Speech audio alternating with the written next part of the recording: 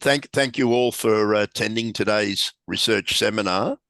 We have the honour of listening to George Rozier, a long-term academic at various institutions with a considerable reputation and an even more talented wife. But besides that, we are delighted, George, that you're going to speak to us today. John, thank you very much. I'll pass on your compliments to Catherine. I'm not sure whether we have my daughter here or not, but she was going to join in from Manchester in the UK. Yes, we have her here. Kate is here somewhere, is she? She is probably my best cheerleader and also my most incisive critic. So it's good to have her there. She's currently at the University of Manchester. And I also see we have Professor Norton, Lynn Norton from Liverpool. I suspect you will have a few things to say about this, Lynn. Now, I'd better briefly start off saying a couple of things. First off, for those of you who didn't hear me earlier on, I have a little problem with eyesight, so I have to peer through the screen through this awful gadget, and occasionally you're going to get unflattering views of the top of my head as I do so. My apologies for that.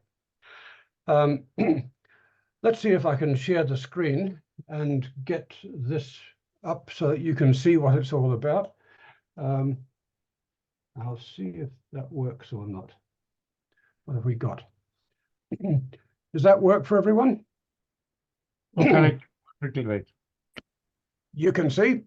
Perfect. Go ahead, George. Fantastic. Okay. The original title that I had for this was a review of the higher education literature, implications for management education.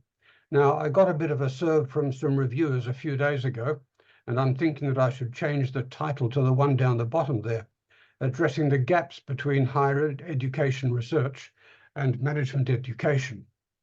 Now, what I find here is that we need to start thinking, what are the gaps? And I can summarize rather unflatteringly a lack of awareness and a lack of understanding of the higher education research. Let's give a few examples.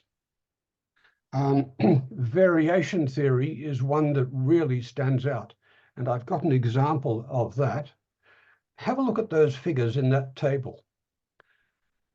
What those figures are, the figures in bold, they're the percentage of students who got a good understanding of the key concepts in a course. The top line shows a course in economics. The traditional course ended up with about 30% of students really understanding what the course was all about. Then the course was redesigned using variation theory, and the next time it was presented, 72% of students understood those concepts.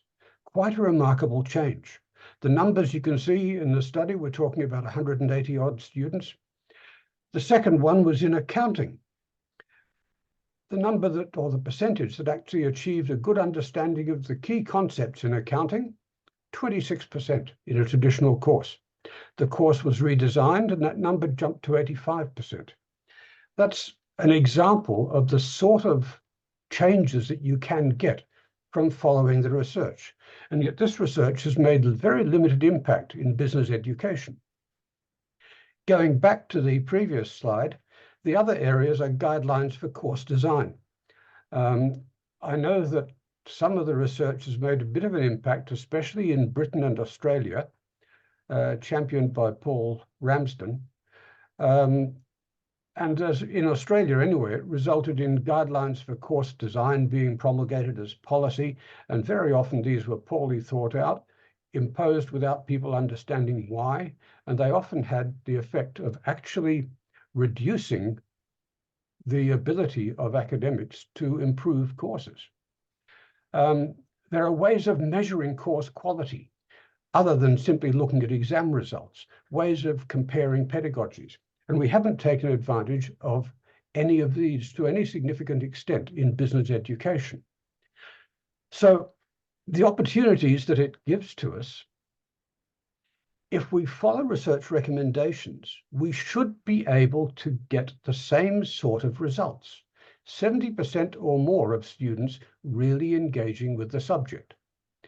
In terms of research, there is a huge amount of research to be done applying the higher education research to validate or improve what we do in management education. So there's a fair bit to be done. There's the same table, but I've added the bottom line. That's my research. Changing the pedagogy from a lecture-based approach to a case method approach resulted in a jump from 23% of students making a decent attempt at a deep approach to learning, jumping to 82%. Now, that study is flawed, I can say so, I wrote it, but it's an indication of what can be done. What do these results tell us? The main message is down the bottom.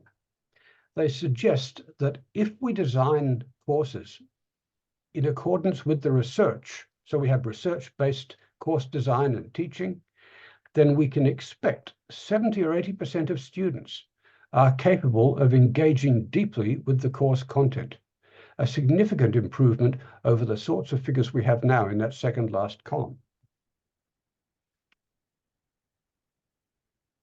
What's the research I'm talking about?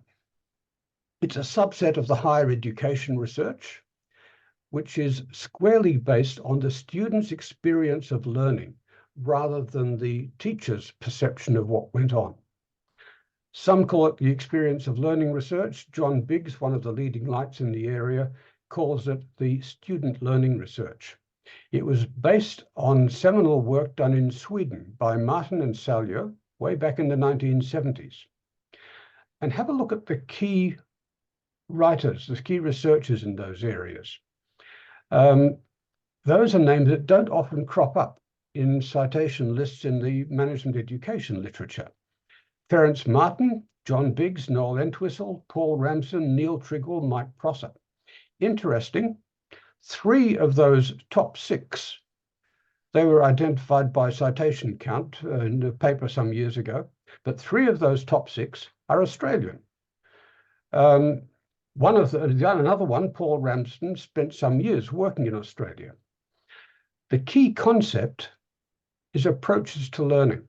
And this is where I find that people's eyes glaze over or I get very nasty reactions. Let's address these head on. Martin and Saljo identified 2 basic approaches to learning. A surface approach, attempting to memorize for reproduction in assessment, and a deep approach, really trying to understand to get to grips with the subject matter. Now, when it's described fairly simplistically like that, people get a simplistic understanding of what it's all about. And those reactions down the bottom are typical, and those are reactions I've actually had. In one case from a reviewer, in another case from a journal editor. And look at that bottom one. We're way beyond to just making sure that students understand. We're teaching critical thinking. And there's my reaction. Are you really teaching critical thinking when you're using pedagogies and assessment that force students into rote learning? It's a little bit of a challenge, isn't it? So let's have a look at what we really mean by it. A deep approach to learning. We're not just talking about intent and strategies to achieve a thorough understanding. We're talking about a deep engagement with the subject. We're talking about making use of evidence and evaluation. We're talking about building on prior knowledge, so students build up a mental model of the subject area. We're talking about students who engage in critical reflection.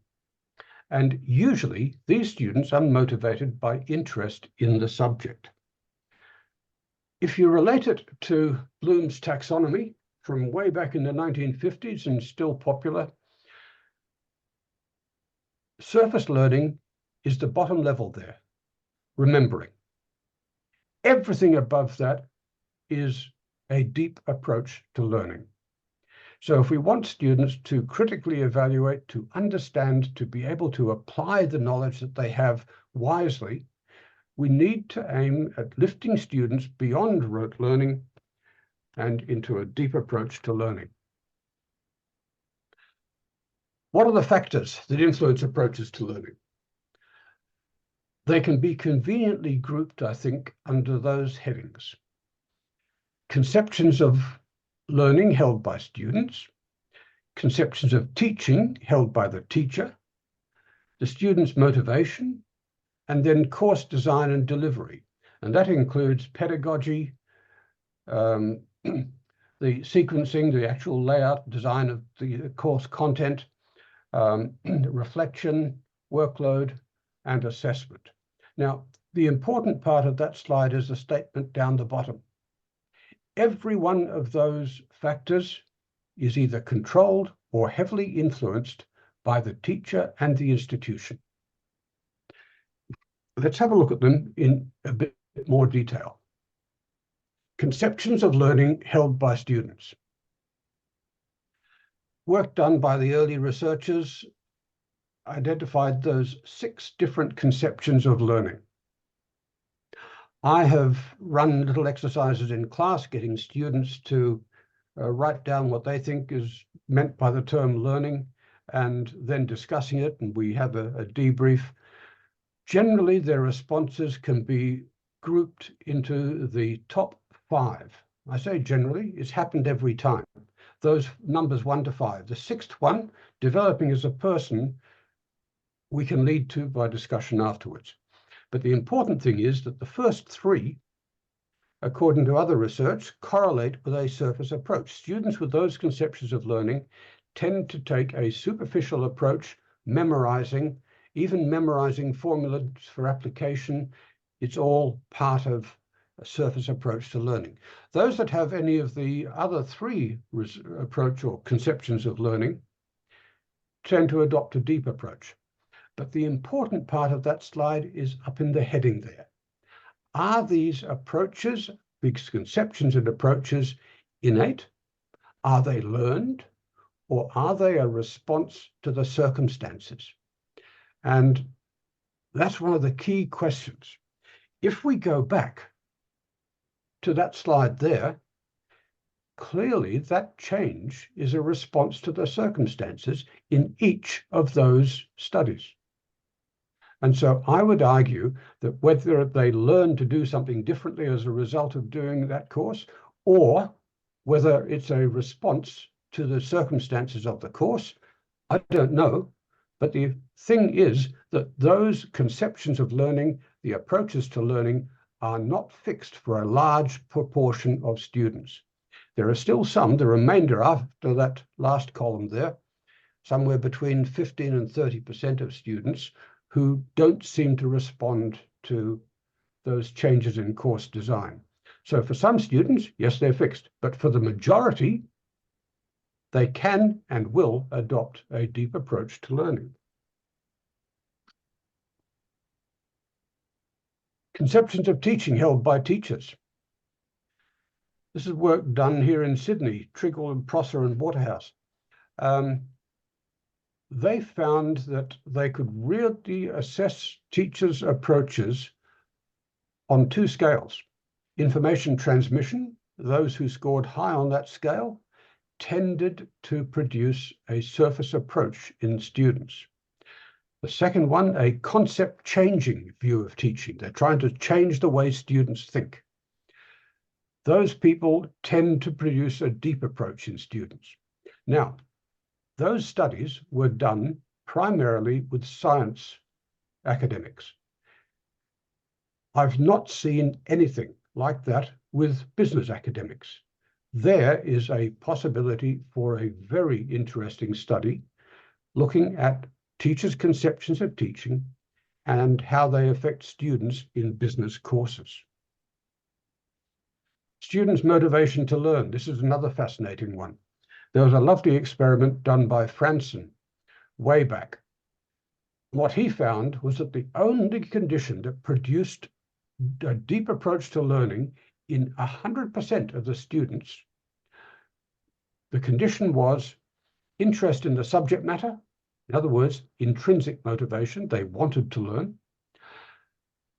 and an absence of any anxiety produced by assessment, time pressure, or other issues. An absence of extrinsic motivation and high intrinsic. That really puts the lie to the old idea of we'll teach these students, we'll make sure they learn, we'll give them a tough exam at the end. In fact, it is counterproductive. Now, that would tend to indicate that our job is to stimulate interest somehow and minimize the damage done by assessment. I'll come to that a bit later. But the interesting thing here, everybody I've seen who has researched this area seems to agree with it, but I have seen few empirical studies that actually validate that, and I've seen nothing amongst any of the business disciplines. So in the business area, this is wide open for further research. Pedagogy. All of the higher education literature says that student approach to learning is affected by pedagogy, and a deep approach is fostered by student-centered pedagogies in management education, case method teaching, simulations, industry-based projects, that sort of thing. Now, all of this, there's a lot of assertion about this, but there are very few studies that have validated this in a business setting. Regarding case method teaching, I have seen 3, one of which they clearly misused cases and produced the result of decreasing deep approach to learning and increasing a surface approach. Second one, I believe they took no account of the extrinsic factors, the other factors that they should have controlled for in the study, and they produced an unusual result. And my approach to that, as I said, was flawed. I deliberately headlined that as a pilot study because it has flaws that I spelt out in the paper. But there's scope to validate that. There is scope to do this sort of thing in all of those areas. One of the things we have in management education, pardon me, we do use some innovative approaches. Case method teaching is not used widely in other disciplines. Simulations, the same.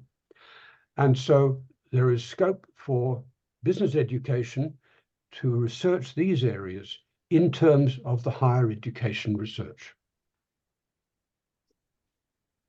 This was the results of my study. And just to explain what it is very quickly, the 2 histograms show the response of students to a lecture-based course on the left and the response of students to a case method course on the right. DAL, deep approach lecture, DAC, deep approach case. The vertical scale, number of students that fell in each band on the Likert scale. The Likert scale across the bottom from 1, no attempt to understand or engage with the subject matter, to 5, a total focus on understanding and engaging meaningfully with the subject matter. And you can see how the case method has skewed those results well across to the right. So it really forces students to undertake a deep approach to learning. If you take a cutoff point of, say, 3.5 on that 5-point Likert scale as being a reasonable attempt at a deep approach to learning, then under lectures, 23% did that. Under the case method, 82%. Big difference. Again, that study is flawed, small sample, not enough control over the conditions. It needs to be taken further and taken beyond the stage of a pilot study. This is one of my favorites, repetition and variation. I'm covering a lot of stuff there, so I expect a lot of questions at the end. Pardon me. Martin and Trigwell did a beautiful paper about 24 years ago now. Variatio est mater studiorum. Variation is the mother of learning. It's a an obvious dig at the old Latin dictum, repetitio est mater studiorum. Repetition is the mother of learning. And what these people are arguing is that by making students become aware of something, you have to make sure it stands out from the background. People only become aware of something when it stands out in some way from the background. And the example I use is a black cat. You can't see a black cat on a dark night. You can't learn much about it. But if you put it in the middle of a snow-covered field, suddenly you can see it's different in color, in shape, in movement, and you can see something about the cat. It stands out. So you learn something from that. But if you want to understand more about the cat, you have to see it in different contexts. Eating, sleeping, hunting, playing. Then you can understand more of what a cat is. Now, taking this into teaching, I used to teach process analysis, throughput time, cycle time, process capacity, relating it to costs and profits, using a classic Harvard case study, Kristen's Cookie Company. That was about a very simplified manufacturing case. And students could then take those concepts and relate them to manufacturing. So the next time we had a case study, it was about a restaurant.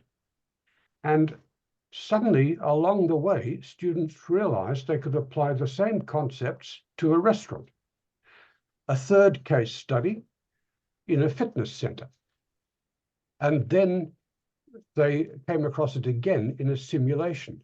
There I had kept the context constant and varied the background so that students understood the generality and the intricacies of that particular concept. When you're teaching an individual case study, you have to bring different concepts to bear on the case. And so when you look at a particular change that's involved in a case study, it might involve the marketing. What's the effect on production? What's the effect on cash flow? How does it affect the power structure in management? All of these things have to be considered. And so what we've got there is a given context, and we're varying the concepts applied to that context. And it's this sort of interaction of repetition and variation that enables students to get a deeper understanding of the material. There's a problem. If we do this sort of thing too much, we can't cover a lot of content. And that's why we need to focus on threshold concepts. These are concepts that open up whole areas for students to understand. An example, in marketing, the layperson thinks of marketing as advertising and selling.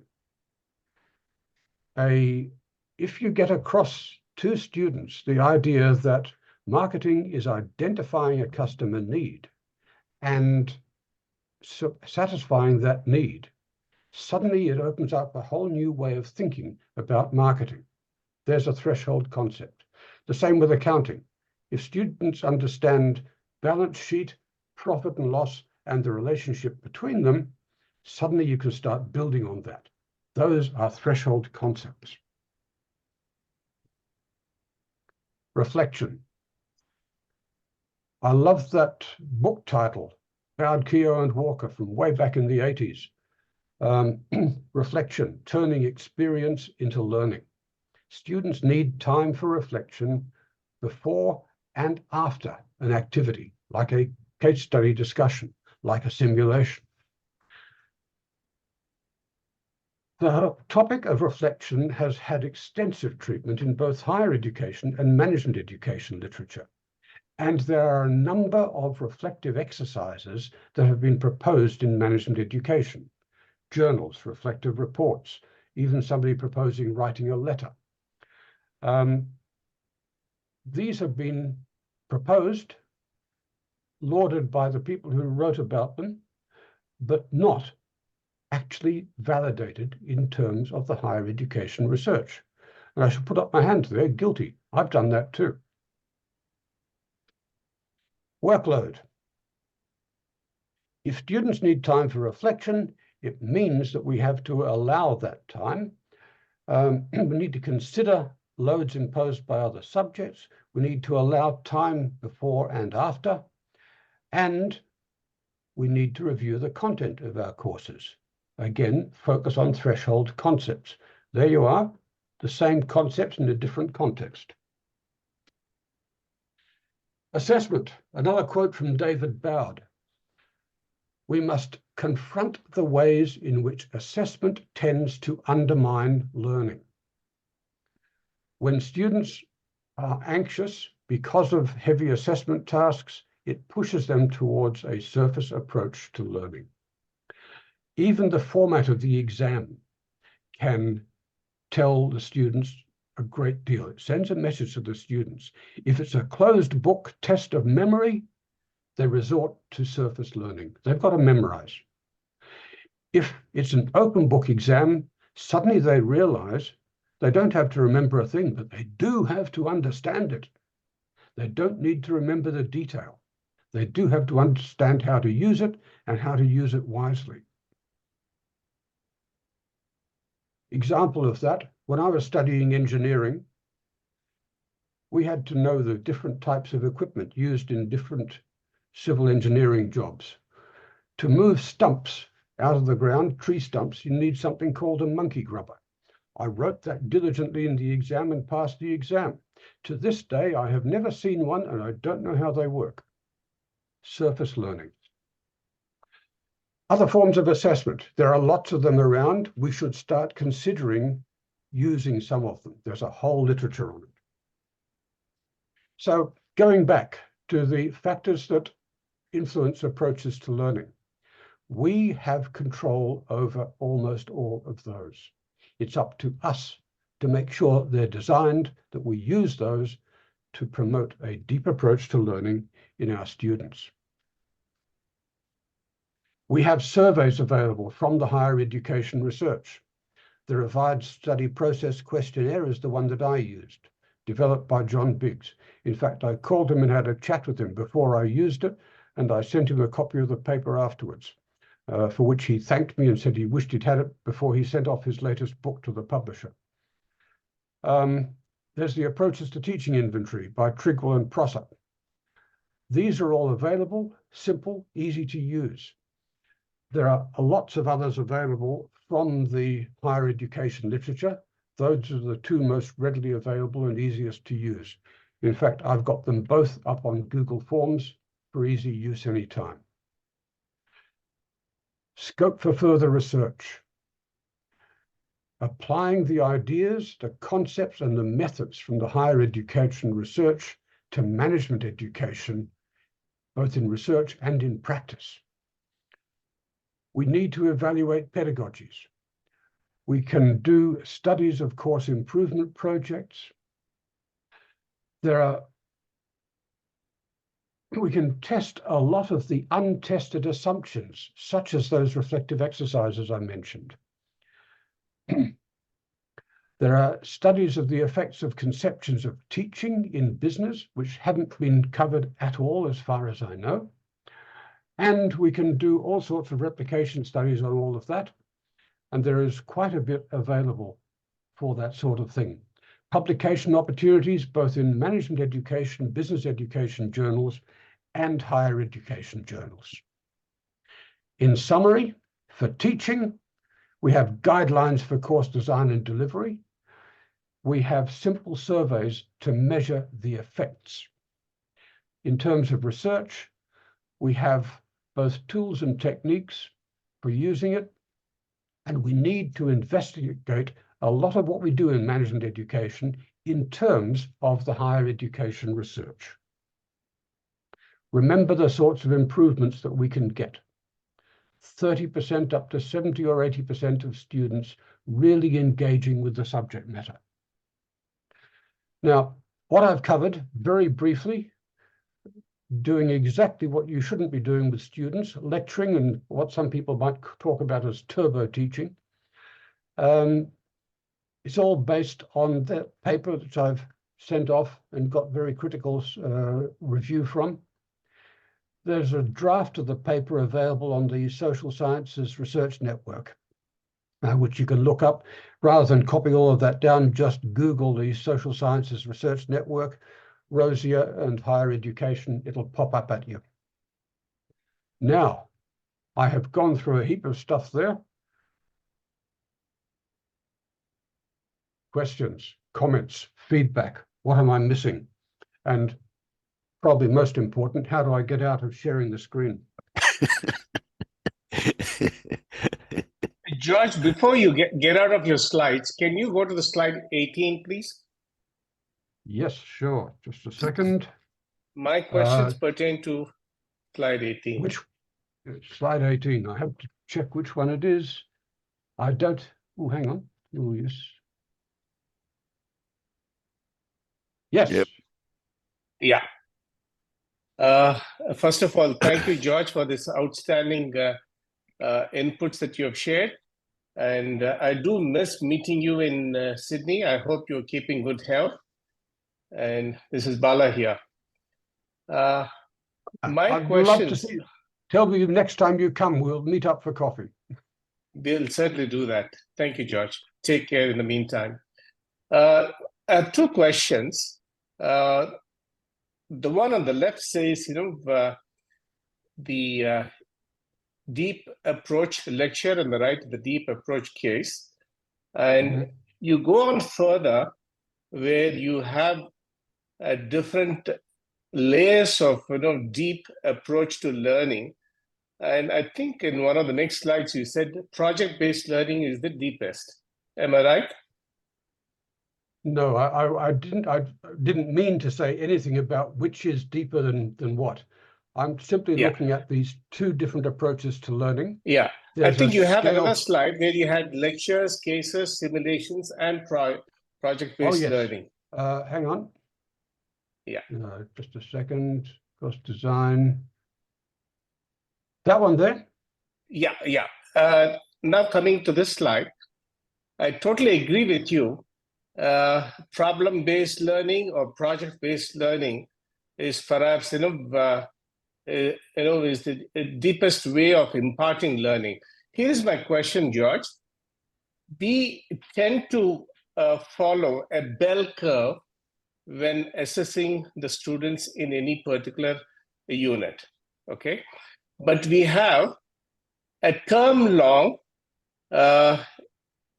industry-based project done over about 3.5 to 4 months, where the students continuously are guided by internal faculty and the external industry mentors. And there is a continuous learning process with multiple milestones. And we find at the end of this project, the students really apply the concept and really get their hands dirty in terms of understanding how the concepts work and putting them to test and apply. In such of these projects where we have very deep learning, we find that it is, I personally feel it is not fair to apply a forced bell curve, because of the good learning, a good number of students get A+, A or A- or B+. Is it a crime to have at the end of a comprehensive deep learning project to have a curve that is skewed towards A and B? This is a really interesting problem.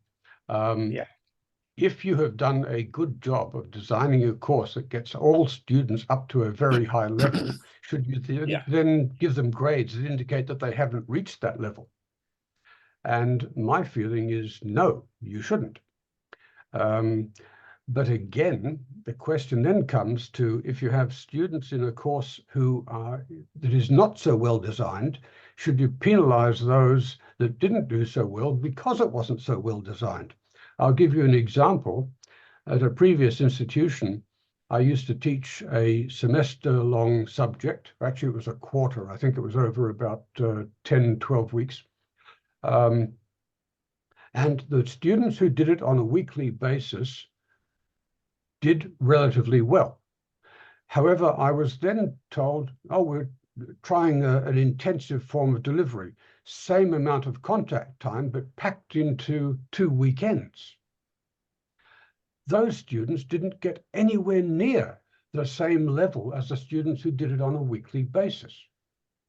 Now, it's very hard to justify giving those students the same grades as the ones who did it weekly. It's very hard, on the other hand, to penalize them for what I would believe was inappropriate course design, packing it all in like that with no time for reflection between classes. So I don't have a simple answer for you, Bala.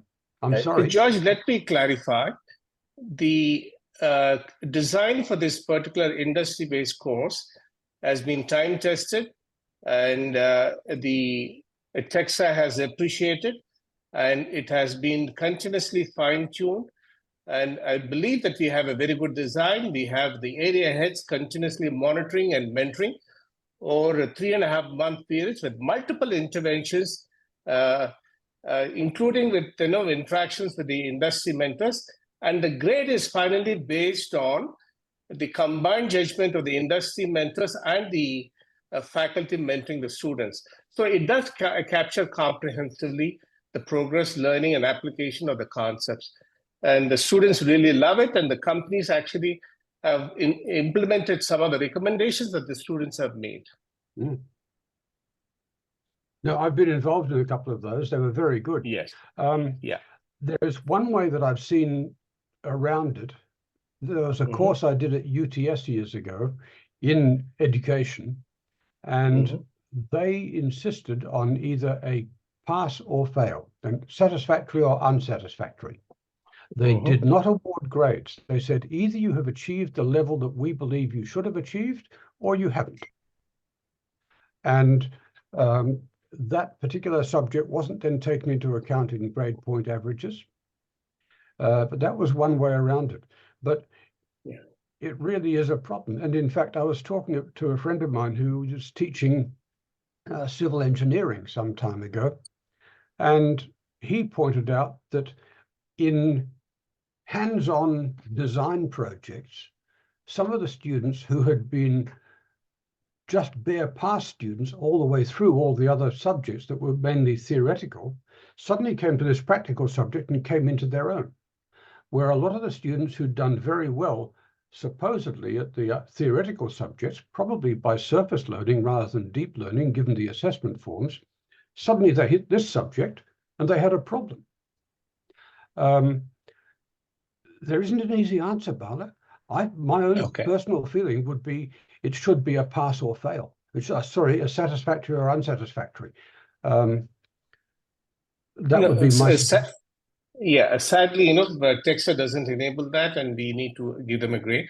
So, let me move on very quickly to the next question.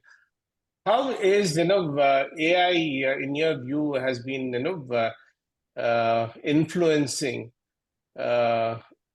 the process of enabling deep learning for the students? You can unshare now the slide. Sorry? You can unshare the slides now. I'm not sure that I can. I have to learn how to use Zoom better. But just on that question, Bala, I haven't done enough with artificial intelligence, and because I had to give up teaching because of my eyesight a few years ago, I can't really offer any suggestions on that. I think that AI can be used in ways that can actually assist students. If they effectively abdicate what they are doing and hand it over to AI to write an essay for them or something, that's obviously quite counterproductive. But on the other hand, some of the things that that are available in AI can be a great help. And I'll give you a very simple example.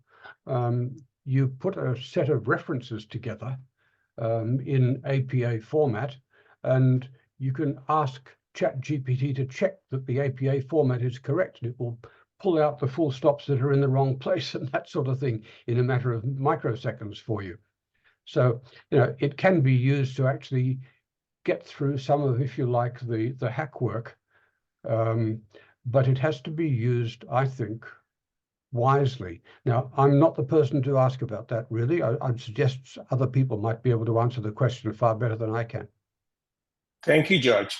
Thank you very much. I think Nada was next. Nada? Yes, thank you so much for this very interesting and insightful presentation. I just have a question about a situation that I lived last month, where I had students taking one of my digital marketing course. These were GMBA students. The outline that I received asked me to require 5 deliverables within the 9-day session.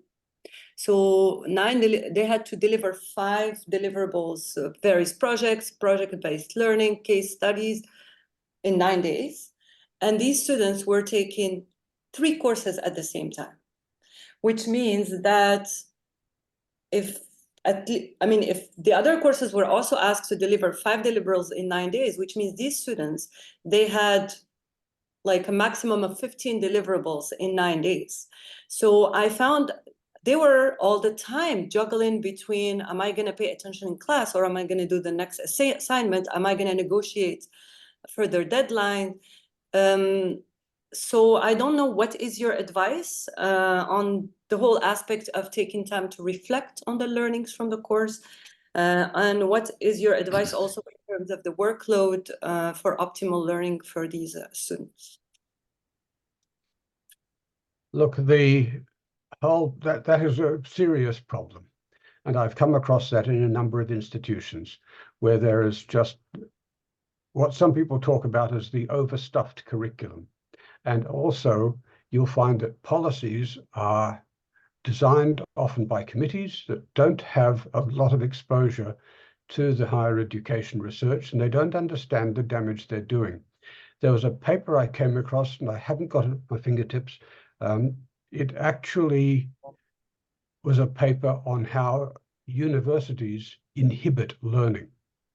And that was a fascinating paper. I remember in one of my experiences, I was actually given Big's book on teaching for quality learning at university. I went through that book, I started reading it, and I put a post-it note where I suddenly realized that something was actually undermined. You couldn't do it because of university policy. I thought, I'll raise that with the appropriate committee. I read a few pages further, the same again, another post-it note. I got halfway through the book, I'd gone through a pad of post-it notes and became thoroughly disillusioned. It is an institutional problem, and it's something that really causes a problem for students. It also puts academics in a very difficult situation because you're demanding a certain level of proficiency in the work that students do, and they don't have time to do it. So no, there's not an easy answer other than take it up with the academic committee. I remember somebody mentioned TEQSA just now.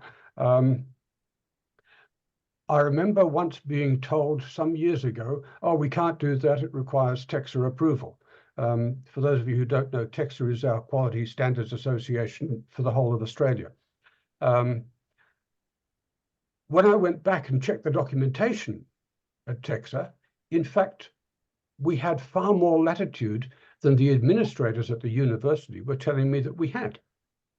And we could change things, and people were actually hiding behind TEQSA in order to avoid having to do extra work in rearranging or redesigning courses. Having said that, I'm sure that TEQSA, in fact, I believe now there are some policies they've introduced in the last few years that are becoming even more and more difficult for institutions to comply with. I don't have an easy answer. That's a major problem. It's one of the things we have to face. And in fact, research on exactly that problem, a whole lot of research to get the message across to institutions that they've got to lift their game in terms of aligning policies with what we know from the research about teaching. Thank you. Okay, Lynn?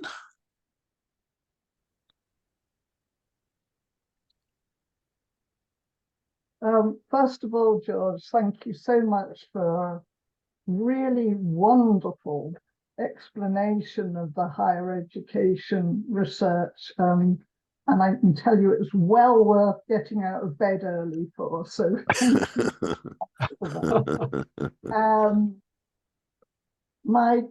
My comment, rather than a question, is I was very impressed by all the empirical research that you showed and the differences in students' engagement according to various variables that you used. And I was just wondering, this is a suggestion rather than anything else, whether there's any mileage to be had from doing some interview work, qualitative work with students. And I say that because, well, partly that's the way my own research has been going, but partly because we get incredible insights when we actually talk to students about why they're studying the way they're studying. And I absolutely agree with you that assessment is the main driver for the approach they take. But I'm reminded of a quote in one of the books, I think it was Ramsden, where the student, very bright student, said, I would naturally take a deep approach, but I find myself having to take the surface approach because of the assessment. And I was always struck by that, stayed with me all these years. But I find that maybe getting an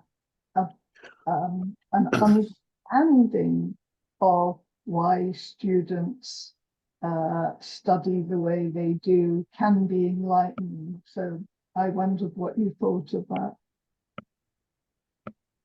Linda, I've came across exactly the same thing, I think from one of Ramsden's papers, again, a paper by Entwistle and Entwistle, in which students were complaining that they were forced to take a rote learning, memorizing approach when they really wanted to be assessed on how well they understood and how well they could apply something. Yeah. Good students are outraged by poor teaching or inappropriate assessment. Absolutely. And I have not got involved in that sort of qualitative research. I would love to have time to do it. But you're quite right, getting that level of understanding. And in fact, I should point out to everybody else, and please correct me, Lynn, if I'm wrong in this, but much of the early research was done on very limited samples. There was an example, for instance, and I keep coming back to this from my engineering background. They interviewed something, this is, it was reported in one of Martin's books. I can't remember who the researchers were. It was in The Experience of Learning. They interviewed 20 engineering students before and after a course in Newtonian physics. Of those 20, 7 had a pre-Newtonian understanding of force and motion. In other words, a basic misconception. After the course, 6 of those same 7 had the same basic misunderstanding. Now think about that next time you get onto an aeroplane. Those are engineering students. This whole, you can learn so much from talking to students, in small groups or one-to-one. Absolutely. And in fact, the outrage that many students expressed at inappropriate teaching, lack of time to achieve what they are trying to achieve, inappropriate assessment, it upsets me. I'm sorry. Thank you. Josephine? Yeah, you might notice a similar name. I might be a plant, but I've spent the last, I'm not sure how many years, hearing Dad's research and being amazed by it. And he's just coming to the end of finishing this paper that he spent a lot of time and energy on. And I guess my question is, what's next? Is it doing more research? Is it finding research partners? Is it doing further teaching to lecturers to design better courses? Or is it mentoring early stage researchers? Obviously, you're passionate about this, but where is it going now for you? It's going in all directions, and it's hampered by my deteriorating eyesight. So, yes, somebody else to do some research with me would be wonderful. Ways of influencing at institution level or even government level would be even better. I would like to do a few more papers, but at the moment, you know, I'm well past retirement age, and probably I should be slowing down a bit and looking for other people to take it over. Good, thank you. So is that an invitation for people here who are intrigued to contact you? Yes, by all means. I'm still got my SB Jane email, and people are welcome to contact me through that if they want to take it up, take it any further. I'm very happy to help people in taking any of this further, either simply as an advisor or as a co-researcher, whichever. Okay, thank you. Gary? Thanks, George. It was a very, very good presentation. Within your slides, case method teaching, we actually use a lot. Simulations, we use lots of Harvard Business School simulations. Industry-based projects. So, for example, the EMBAs do a major applied strategy project that lasts for 5 months under the guidance of an academic mentor and a business school mentor. It tends to address the major strategic issue within the company. So that links the problem-based learning. And the average student feedback across all EMBA courses the last 3 years across all of the cohorts averages 9.0. We've got some world-class faculty. So all that is incredibly positive. But as the dean, I want to raise the actual bar. I want to raise the standard. I want to develop some more deep learning. And we seem to be doing everything that you're saying. And we're also looking at the introduction of generative AI across lots of different use cases. But I'd like to ask you a question within that context. You know, you've got this 20 years industry background. You've taught for 25 years. You've done research in this area. You've obviously got incredible wisdom. So if you wanted to like bottle your presentation down to 3 key lessons learned for us that want to constantly strive to improve the deep learning, what would those 3 things be? Wow. Okay, first I've got to respond to the first part of what you were saying. And I should say that was one of the real joys of going to work at SP Gen, because there was this focus on case method teaching, on simulations, industry-based projects. I mean, the slide I've got up there now, you could almost say that basically defines SP Gen. I would love to see some more research done in those areas. But what else I think, what you could take away from this that could be used, I think probably is what Lynn said. Speak to some of the students and find out from their point of view what their biggest problems were, what could be done to help them do better. An example, just from my own experience from some years ago, there was this exercise, I don't know whether you still have it, of the student boardroom, where students are required to put together a brief analysis of a case study before the class.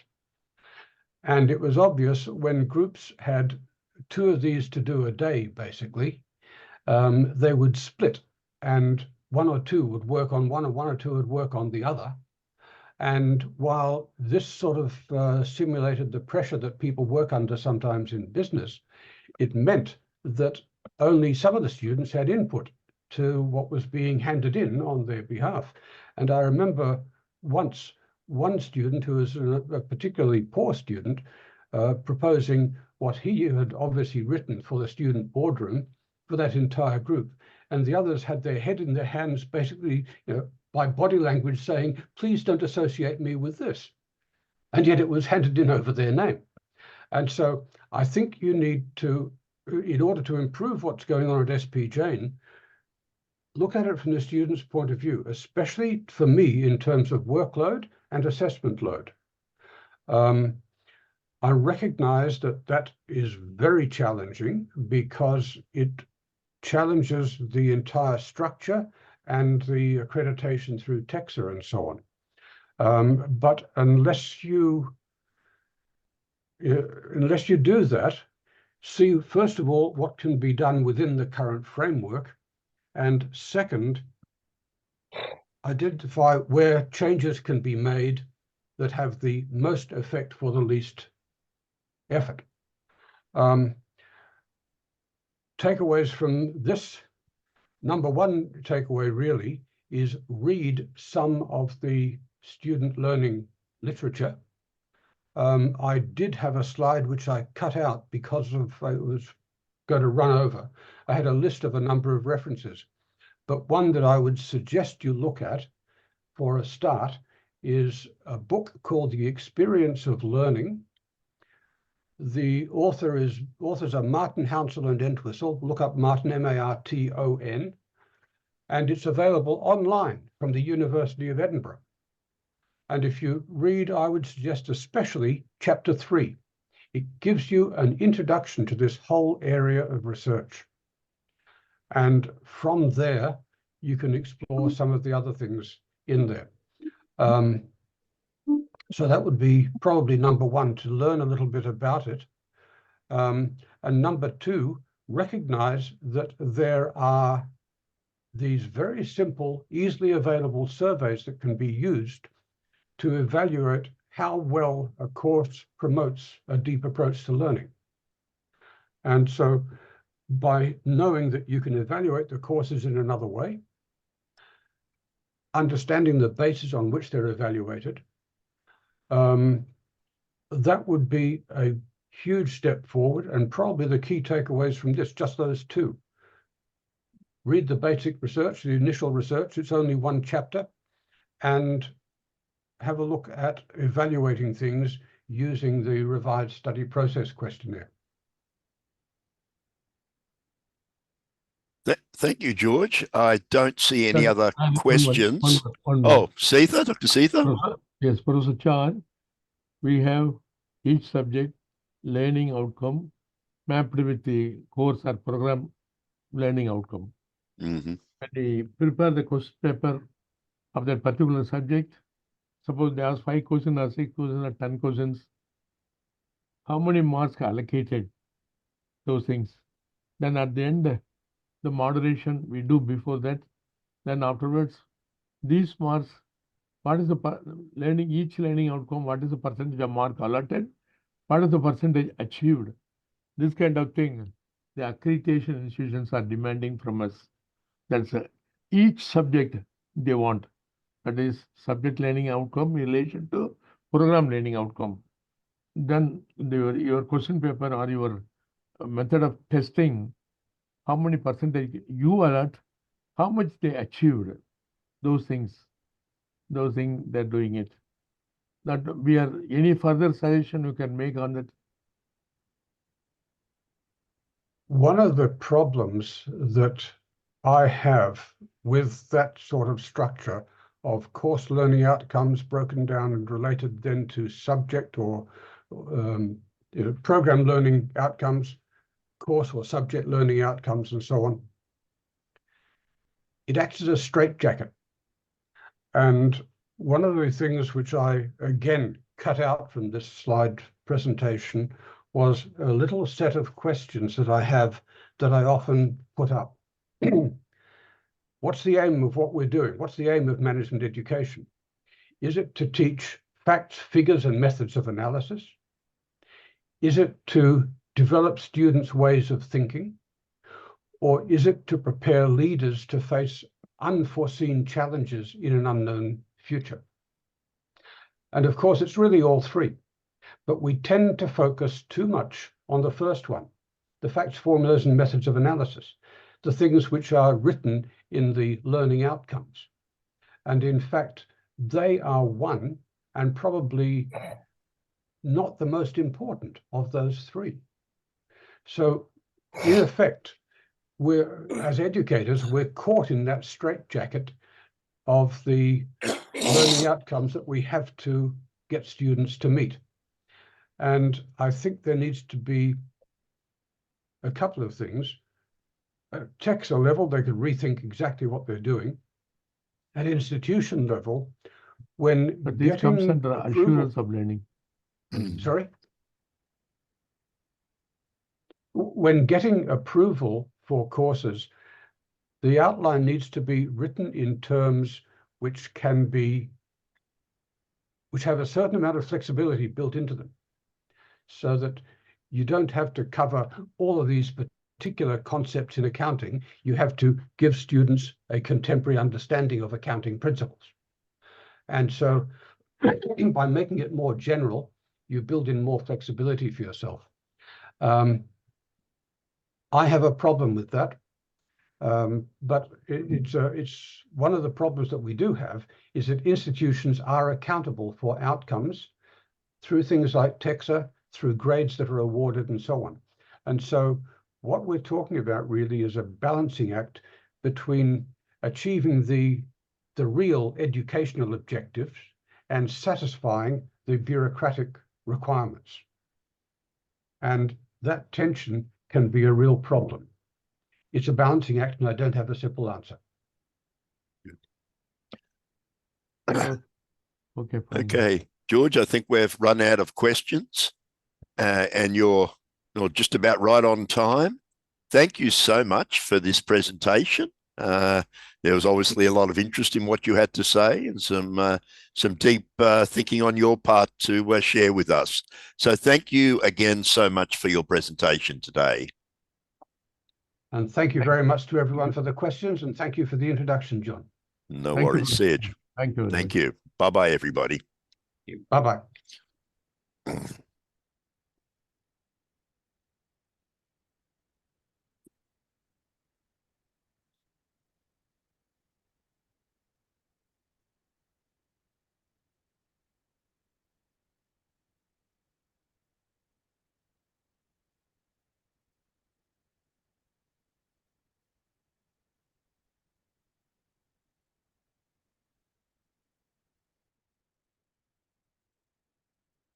Bye, Kate.